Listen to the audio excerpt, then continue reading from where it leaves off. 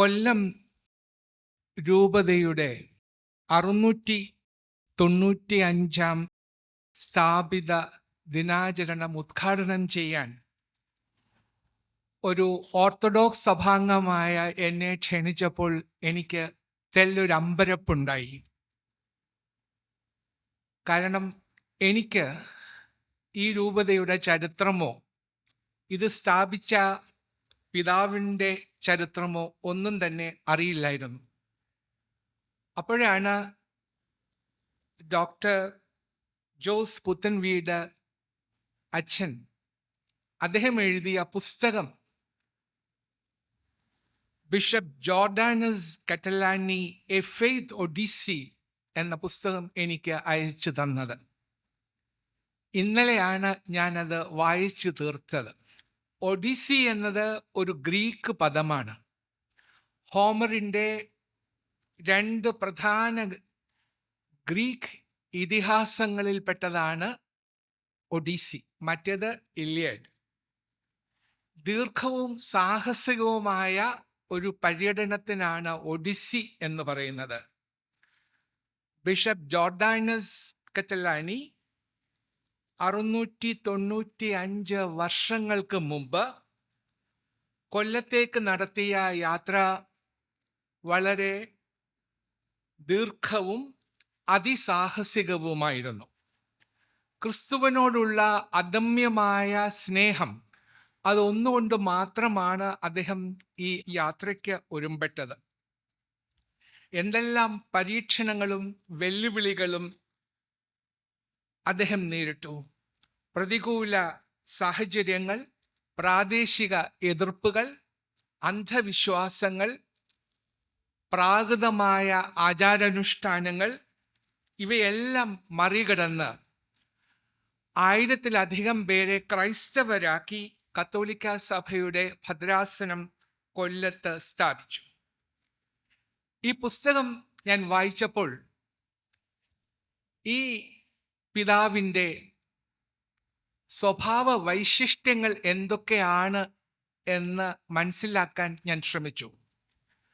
അതെല്ലാം ബഹുമാനപ്പെട്ട ജോസ് അച്ഛൻ്റെ പുസ്തകത്തിൽ വളരെ ഭംഗിയായി അനാവരണം ചെയ്തിട്ടുണ്ട്. മിഴിവാറുന്ന ഒരു ചിത്രമാണ് അദ്ദേഹം വരച്ചു കാട്ടുന്നത്. അദ്ദേഹം ഒരു ഡൊമിനിക്കൻ പ്രീസ്റ്റ് ആയിരുന്നു, ഫ്രഞ്ചുകാരനായിരുന്നു. ഡൊമിനിക്കൻ ആത്മീയതയുടെ മുഖമുദ്രയായ സുവിശേഷീകരണം, ദാരിദ്ര്യം, വിനയം, ഇവ മൂന്നും അദ്ദേഹത്തിൻ്റെ സ്വഭാവ വൈശിഷ്ട്യങ്ങളായി അദ്ദേഹം വരച്ചു കാട്ടുന്നുണ്ട്. നിരന്തരം പ്രാർത്ഥിക്കുകയും നിരന്തരം ധ്യാനിക്കുകയും നിത്യോപവാസത്താൽ സ്വന്തം ശരീരത്തെ ശിക്ഷിക്കുകയും ചെയ്ത ഈ പിതാവ് നമ്മുടെ കർത്താവുമായി ഒരു ഗാഢബന്ധം സ്ഥാപിച്ചിരുന്നു. വ്യക്തിപരമായ ഒരു ഗാഢബന്ധം, a personal relationship with Jesus Christ. അദ്ദേഹം തൻ്റെ അകക്കണ്ണുകൊണ്ട് കർത്താവിനെ കണ്ടിരുന്നു. ആ ആത്മബന്ധമാണ് ഈ പിതാവിനെ വ്യത്യസ്തനാക്കിയത് എന്ന് ഈ പുസ്തകത്തിൽ നിന്നും എനിക്ക് മനസ്സിലായി. നമ്മളൊന്ന് ആലോചിച്ച് നോക്കുക.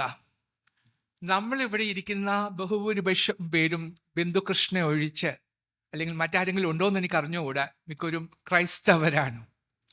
ഈ ക്രൈസ്തവരായ നമ്മൾ സ്വയം ചോദിക്കേണ്ട ഒരു ചോദ്യമുണ്ട്. ഈ ക്രിസ്ത്യാനിറ്റി എന്ന് പറഞ്ഞാൽ എന്താണ്? അത് എങ്ങനെയാണ് നമ്മൾ അതിനെ ഒന്ന് നിർവചിക്കേണ്ടത്? ക്രിസ്ത്യാനിറ്റി എന്ന് പറഞ്ഞാൽ എന്താണ്? നമ്മുടെ കർത്താവിനെ അകക്കണ്ണുകൊണ്ട് കാണുക, സീയിങ് ജീസസ് ക്രൈസ്റ്റ്. അതാണ് നമ്മുടെ ക്രിസ്ത്യാനിറ്റി എന്ന് പറയുന്നത്. അതിൻ്റെ പ്യൂറസ്റ്റ് ഫോമിൽ അതാണ്. Christianity in its purest form is nothing more than seeing Jesus Christ. ഇനി ക്രിസ്തീയ ശുശ്രൂഷ എന്ന് പറഞ്ഞാലോ? Christian service in its purest form is nothing more than imitating him. നമ്മുടെ കർത്താവിനെ അനുകരിക്കുന്നതാണ് ക്രിസ്തീയ ശുശ്രൂഷ. അപ്പോൾ ക്രിസ്ത്യാനിറ്റി എന്ന് പറഞ്ഞാൽ seeing Jesus Christ and imitating him is the sum total of Christianity. 695 വർഷങ്ങൾക്ക് മുമ്പ് വളരെ ബന്ധപ്പെട്ട വലിയ ത്യാഗം സഹിച്ച് കേരളത്തിലെത്തി കൊല്ലത്തൊരു ഭദ്രാസനം ഉണ്ടാക്കിയ ഈ പിതാവിനെ നാം ഓർക്കുമ്പോൾ സ്വാഭാവികമായും നാം ചോദിക്കേണ്ട ഒരു ചോദ്യമുണ്ട്. അദ്ദേഹം തുടങ്ങി വെച്ച ക്രിസ്തീയ ശുശ്രൂഷ 2024 എവിടെ എത്തി? പ്രിയപ്പെട്ടവരെ, നമ്മുടെ ഭാരതത്തിൽ 130 കോടി ജനങ്ങളുണ്ട്. അതിൽ കേവലം 2,78,00,000 ക്രിസ്ത്യാനികളെ ഉള്ളൂ. അതായത് ആകെ ജനസംഖ്യയുടെ 2.3%. ഹിന്ദുക്കൾ 80% മുസ്ലിങ്ങൾ 14.2%, സിഖുകാർ 1.72%. ഇന്ത്യയിലുള്ള ആകെ ക്രിസ്ത്യാനികളുടെ 22%, അതായത് 60 ലക്ഷം പേരാണ് കേരളത്തിലുള്ളത്. പലപ്പോഴും ഈ ഫിഗർ പലരും മറക്കും.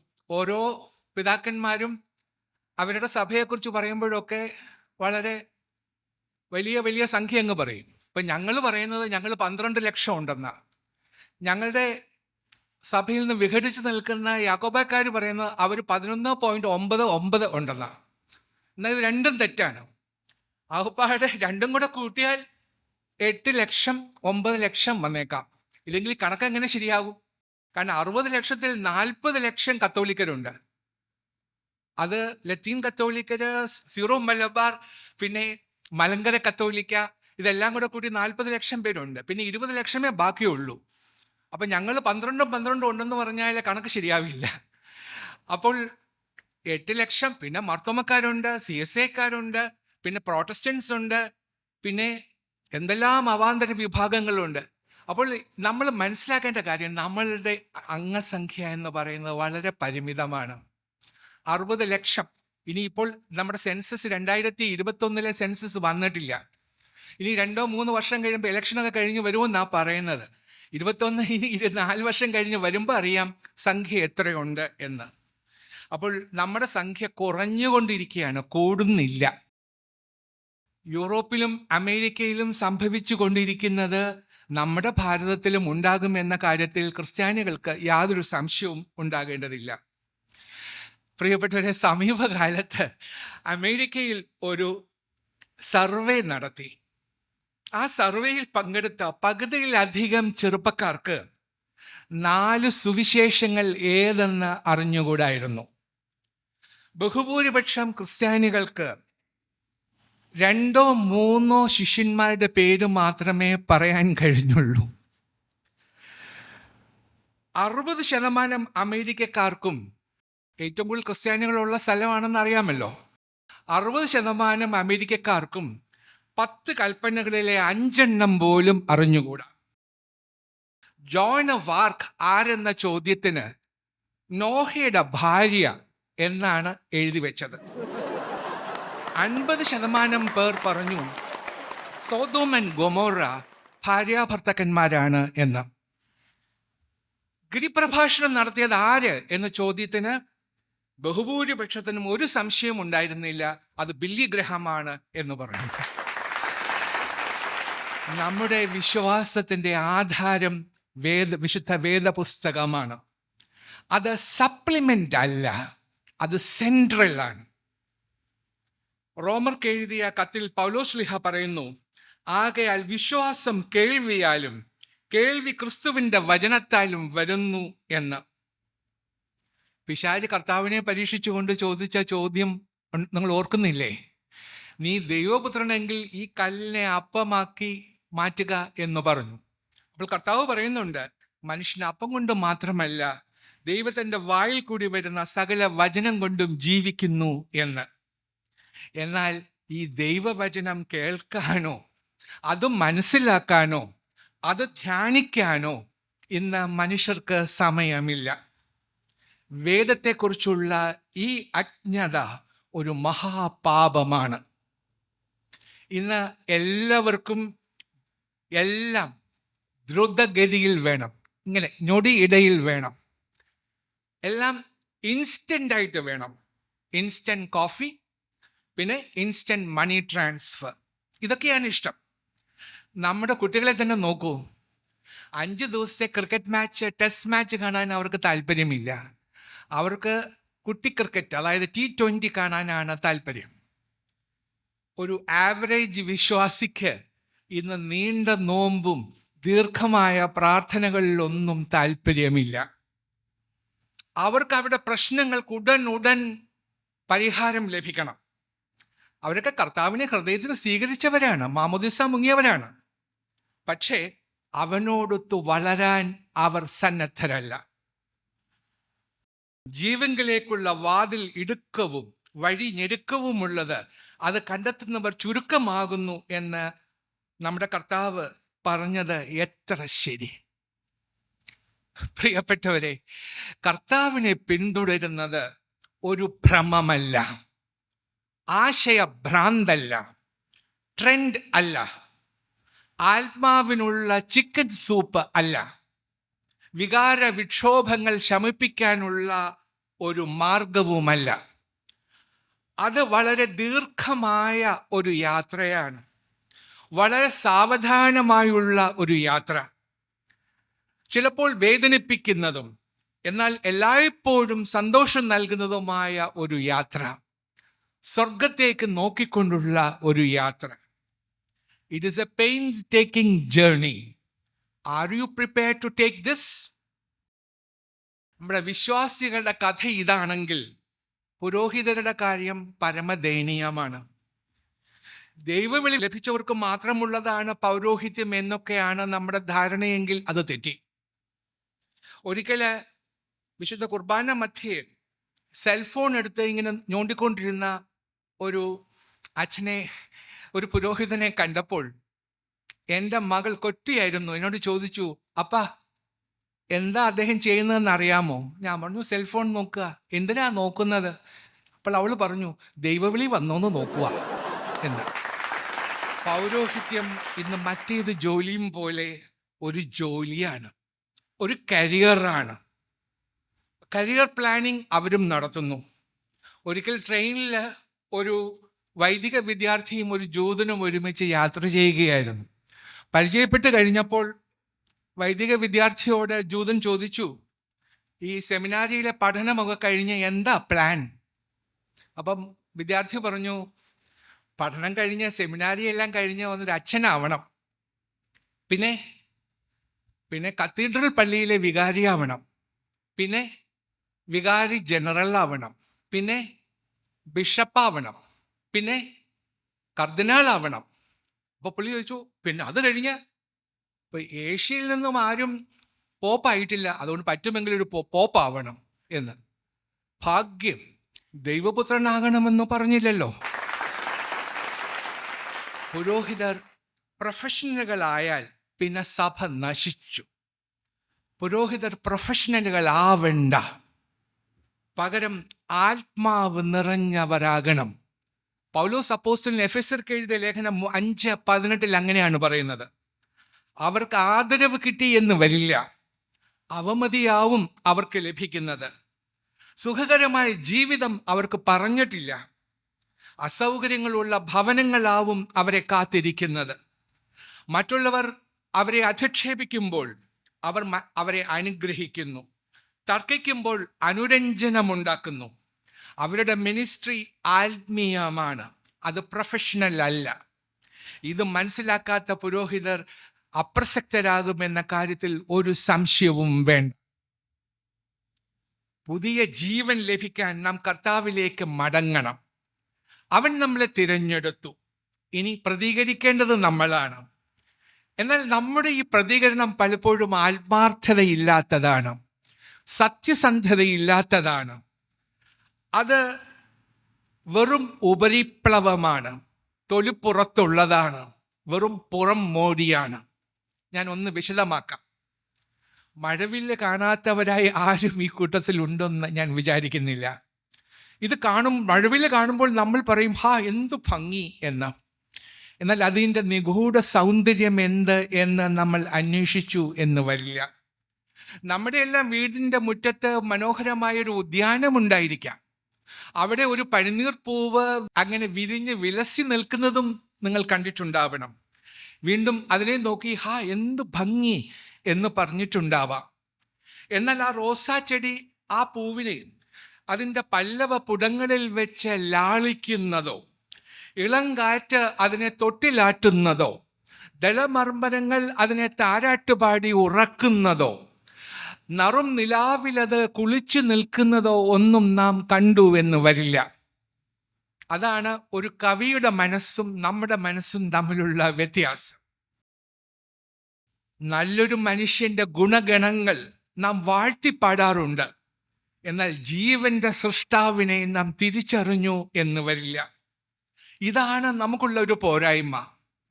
നിങ്ങൾ സത്യസന്ധരും ദയാലുക്കളും മൂല്യബോധമുള്ളവരും ഒക്കെ ആയിരിക്കും, എന്നാൽ നമ്മുടെ വലിയ ഇടയനെ കണ്ടെത്തി എന്ന് വരില്ല, അവനെ ഉൾക്കൊണ്ടു എന്ന് വരില്ല.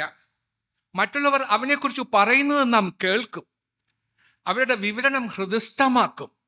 പക്ഷേ നമ്മുടെ സ്വന്തം മിഴികളാൽ അവനെ കണ്ടെത്തുകയും നമ്മുടെ സ്വന്തം കാതുകളാൽ അവനെ കേൾക്കുകയും ചെയ്യാത്തിടത്തോളം കാലം നാം അവനെ കണ്ടെത്തുകയില്ല.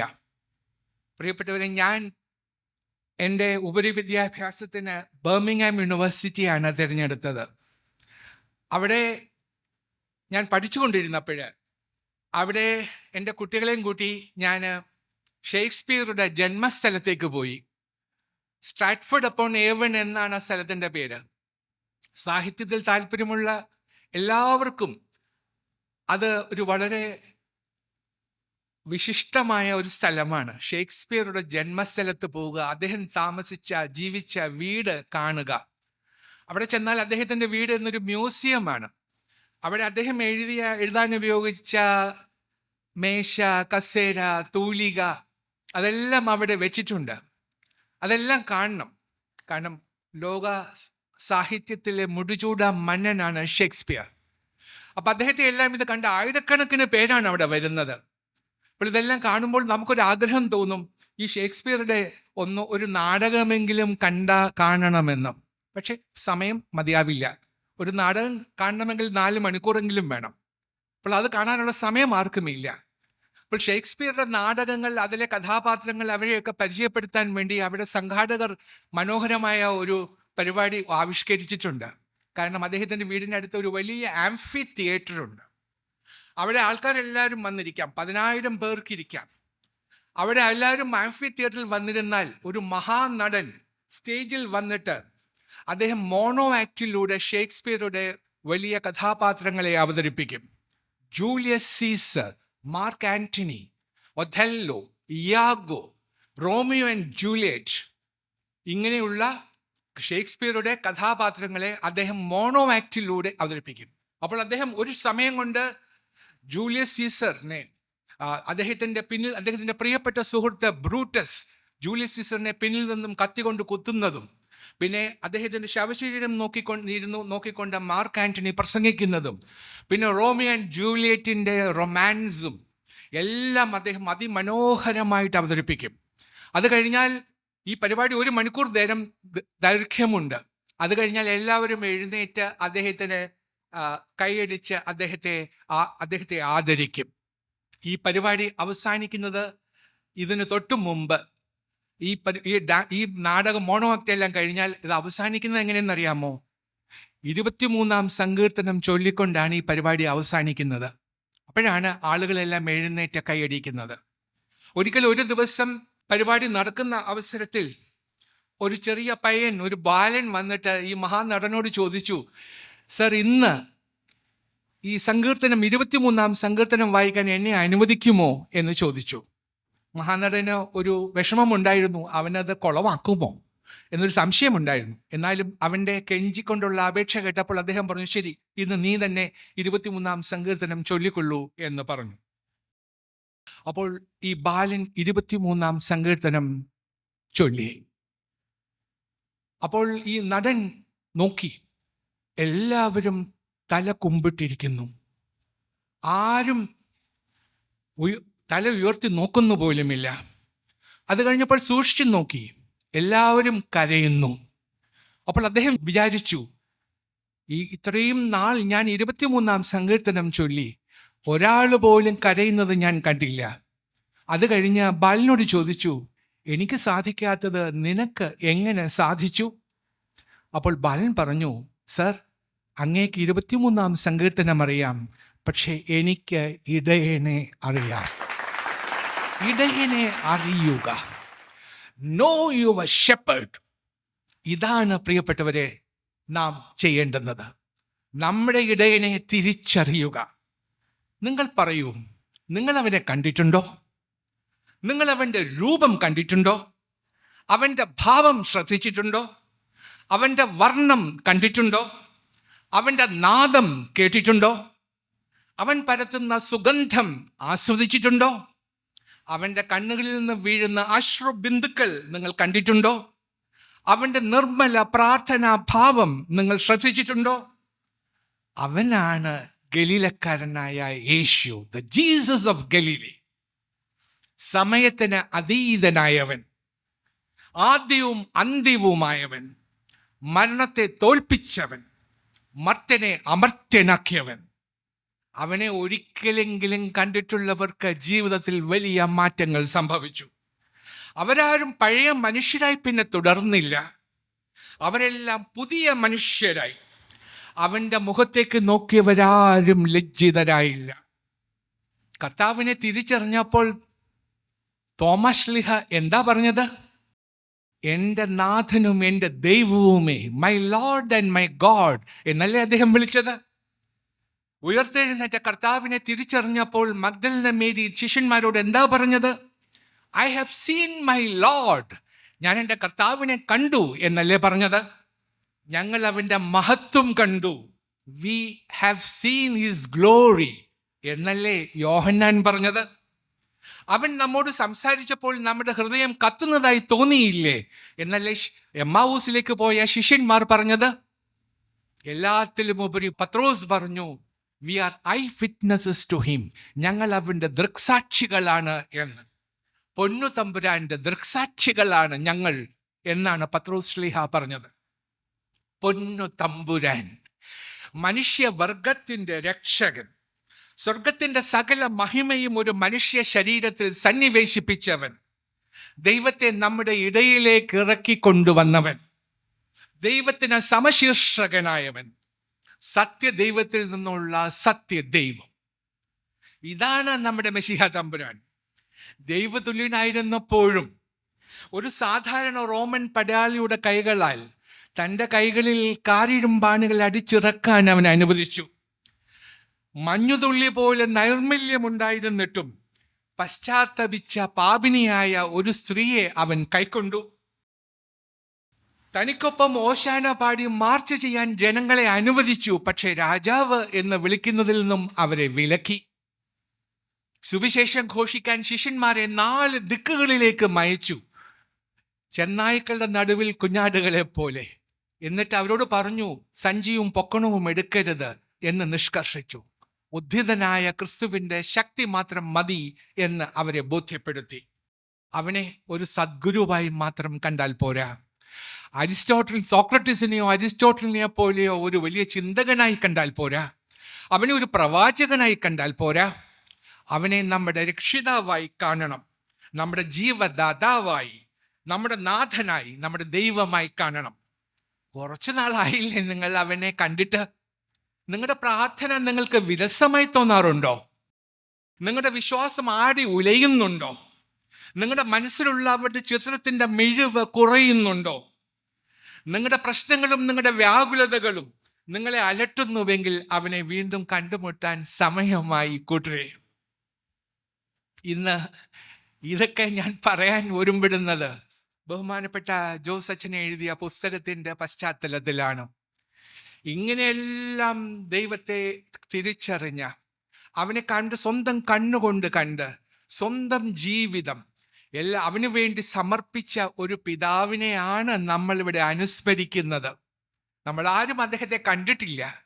ഇന്ന് അദ്ദേഹം ഞാൻ അദ്ദേഹത്തോട് ഇന്നലെ പറഞ്ഞു, അച്ഛൻ ഈ എഴുതിയ പുസ്തകം മലയാളത്തിലാക്കണം. അപ്പം അദ്ദേഹം പറഞ്ഞു അത് മലയാളത്തിലും വിവർത്തനം ചെയ്യുന്നുണ്ട് എന്ന് പറഞ്ഞു. ജോർഡാനസ് കത്താലിനിയെ പോലെയുള്ള പിതാക്കന്മാരുടെ ചോരയും വിയർപ്പും കൊണ്ടാണ് സഭയുണ്ടായത്. തെർത്തുല്യൻ എന്ന വലിയ ഹിസ്റ്റോറിയൻ പറയുന്നുണ്ട്, നമ്മൾ the blood of martyrs is the seed of Christian church. രക്തസാക്ഷികളുടെ രക്തമാണ് ക്രൈസ്തവ സഭയെ വളർത്തിയത് എന്ന് തെർത്തുല്യൻ പറയുന്നുണ്ട്. പക്ഷേ പ്രിയപ്പെട്ടവരെ, അപ്പോഴും നാം ചിന്തിക്കണം, ഇന്ന് നമ്മുടെ ഈ സഭ, ഇങ്ങനെയൊക്കെ വളർന്ന സഭയുടെ ഇന്നത്തെ സ്ഥിതിയെക്കുറിച്ച് വീണ്ടും നാം ചിന്തിക്കണം. അത് കത്തോലിക്ക സഭയെക്കുറിച്ച് മാത്രമല്ല, ആഗോള ക്രൈസ്തവ സഭയെക്കുറിച്ച് നാം വിചിന്തനം നടത്തണം. കാരണം ഏതെങ്കിലും ഒരു സഭയുടെ വളർച്ച എല്ലാ ക്രൈസ്തവ സമൂഹത്തിൻ്റെയും വളർച്ചയാണ്. ഏതെങ്കിലും ഒരു വിഭാഗത്തിൻ്റെ തളർച്ച എല്ലാ ക്രൈസ്തവരുടെയും തളർച്ചയാണ്. കുമ്പസാരത്തിൻ്റെ മറവിൽ ഏതെങ്കിലും ഒരു വിഭാഗത്തിൽപ്പെട്ട അച്ഛന്മാർ സ്ത്രീകളെ പീഡിപ്പിക്കുന്നുവെങ്കിൽ പഴി കേൾക്കുന്നത് മുഴുവൻ ക്രൈസ്തവരുമല്ലേ? ചൂഷണത്തിനിരയായ ഒരു കന്യാസ്ത്രീ ആത്മഹത്യ ചെയ്താൽ അതിൻ്റെ പാപഭാരം മുഴുവൻ ക്രൈസ്തവരും വഹിക്കില്ലേ? അതുകൊണ്ടാണ് ഏതെങ്കിലും ഒരു ക്രൈസ്തവ വിഭാഗത്തിൽ പ്രശ്നമുണ്ടായാൽ മുഴുവൻ ക്രൈസ്തവ സഭയും പഴി കേൾക്കേണ്ടി വരുമെന്ന് ഞാൻ പറഞ്ഞത്. എല്ലാ ക്രൈസ്തവരോടുമുള്ള അവമതി അത് വർദ്ധിപ്പിക്കുക തന്നെ ചെയ്യും. ക്രിസ്തീയ സഭകൾ അവരുടെ ദൗത്യം നിറവേറ്റുന്നുണ്ടോ എന്ന കാര്യത്തിൽ സത്യത്തിൽ ആത്മാർത്ഥമായി ഞാൻ പറയുകയാണ്, എനിക്ക് സംശയമുണ്ട്. അത് അവരെല്ലാവരും ഒരു ആത്മപരിശോധന നടത്തണം. ഞാൻ ഈ വേദിയിൽ നിന്നുകൊണ്ട് എല്ലാ ക്രൈസ്തവ സഭകളെയും അഭിസംബോധന ചെയ്താണ് പറയുന്നത്. അത് നിങ്ങളുടെ സഭയെക്കുറിച്ച് മാത്രമല്ല, എല്ലാവരും, എല്ലാ ക്രൈസ്തവരും സ്വയം ആത്മപരിശോധന. They should do a self introspection. ക്രിസ്തീയ മൂല്യങ്ങൾ ഉയർത്തിപ്പിടിക്കുമെന്നും ക്രിസ്തീയ ധർമ്മം പാലിക്കുമെന്നും ഉദ്ഘോഷിക്കുന്ന അതേ നാവുകൾ ക്രിസ്തുവിനെ തള്ളിപ്പറയുന്നത് നാം നിത്യവും കാണാറില്ലേ? 2017 സുപ്രീം കോടതി വിധിയെ ചൊല്ലി ഒരു സഭയിലെ 2 വിഭാഗങ്ങൾ തെരുവിൽ തമ്മിലടിക്കുന്നത് നാം കാണുന്നില്ലേ? എന്തിനു വേണ്ടി? അധികാരത്തിനും സമ്പത്തിനും വേണ്ടി. അല്ലാതെ എന്ത്? 70 വട്ടം ക്ഷമിക്കണമെന്ന് നമ്മുടെ കർത്താവ് പറഞ്ഞത് വെറും ഭംഗി വാക്കാണോ? 100 ആടുകളിൽ 1 നഷ്ടപ്പെട്ടാൽ 99 ഉപേക്ഷിച്ച് അതിനെ തേടി പോകണമെന്ന് പറഞ്ഞത് കേവലം ഒരു ബെഡ് ടൈം സ്റ്റോറിയാണോ? പ്രിയപ്പെട്ടവരെ, ഞാൻ ആദ്യമേ പറഞ്ഞു, നമ്മുടെ വിശ്വാസത്തിൻ്റെ അടിസ്ഥാനം എന്ന് പറയുന്നത് വേദപുസ്തകമാണ്. വേദപുസ്തകം നൽകുന്ന പാഠം എന്താണ്? That which God offers to us, we must give it to others. ദൈവം നമുക്ക് നൽകിയിട്ടുള്ളത് നാം മറ്റുള്ളവർക്ക് നൽകണം. 1. 2, we who have been forgiven must in turn forgive others. പൗലോസ് അപ്പോസ്തലൻ കൊലോസ്യർക്ക് എഴുതിയ ലേഖനം 1:13 പറയുന്നു, ദൈവം നമ്മോട് ക്ഷമിച്ചതുപോലെ നമ്മളും മറ്റുള്ളവരോട് ക്ഷമിക്കണം. 3, we who have received mercy must give mercy to others. We should be merciful to others.